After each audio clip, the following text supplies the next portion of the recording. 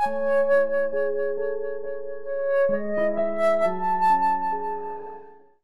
saudara-saudara yang dikasihi oleh Tuhan Yesus Kristus.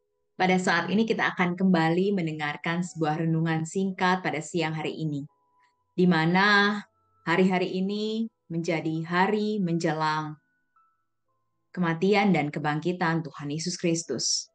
Renungan ini akan menuntun kita supaya kita juga dapat mengetahui apa yang harus kita lakukan menjelang kematian dan kebangkitannya. Mari kita terlebih dahulu bersatu di dalam doa meminta tuntunan dari Roh Kudus. Mari kita berdoa.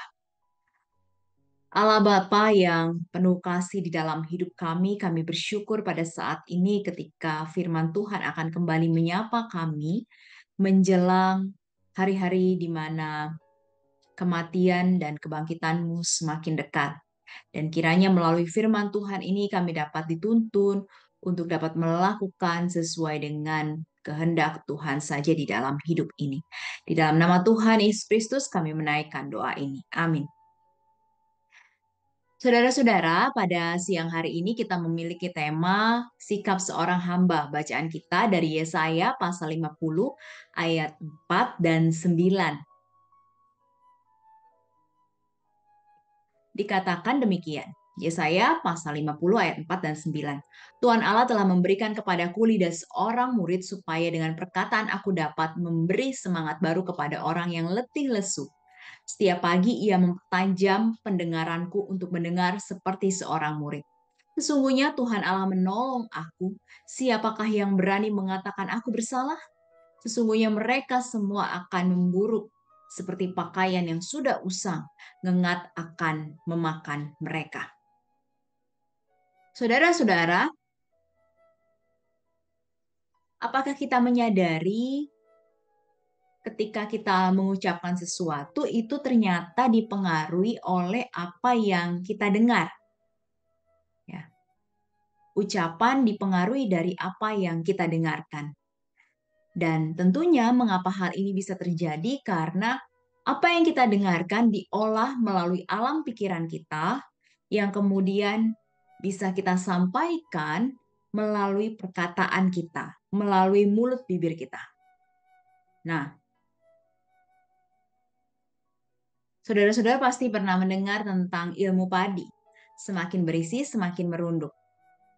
Ya, padi yang semakin berisi, semakin merunduk, bukan semakin tegak lurus. Seperti ini juga yang seharusnya menjadi hal yang kita lakukan di dalam hidup kita sebagai hamba Tuhan. Ya, kita semua adalah hamba Tuhan, maka dari itu kita harus taat sebagai hamba Tuhan seperti ilmu padi. Kita tidak pernah berhenti menundukkan diri kepada Tuhan, walaupun memiliki pendidikan dan posisi yang tinggi. Tentu seharusnya itu bukan menjadi hal yang membuat kita akhirnya tidak taat kepada Tuhan. Tapi justru ketika kita semakin memiliki posisi, semakin memiliki pendidikan yang tinggi yang Tuhan percayakan ada pada kita, maka kita harus seperti ilmu padi, saudara-saudara.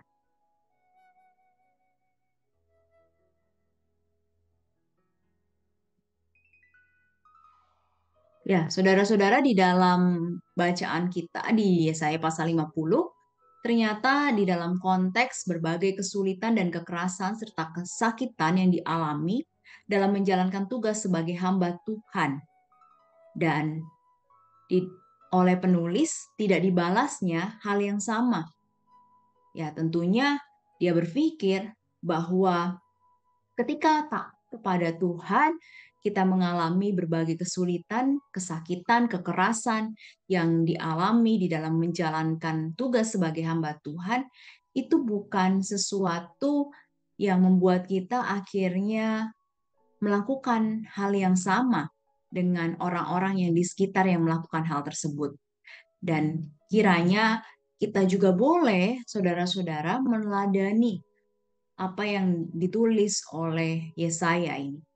Dan kiranya kita pun juga ketika ada orang-orang yang membuat kita sulit, dan membuat kita sakit, melakukan kekerasan kepada kita, kita tidak membalas hal yang sama seperti yang mereka lakukan.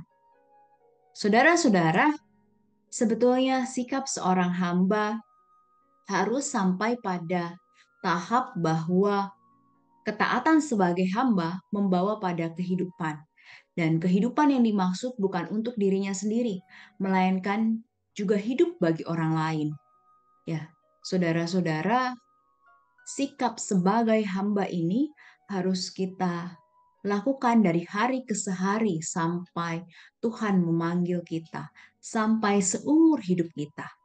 Karena kita semua adalah hamba Tuhan Yesus Kristus, hamba Allah, di mana kita semestinya taat pada kehendak Dia. Kiranya Tuhan boleh menolong dan memampukan kita sebagai hamba Tuhan yang telah dipercayakan olehnya. Amin.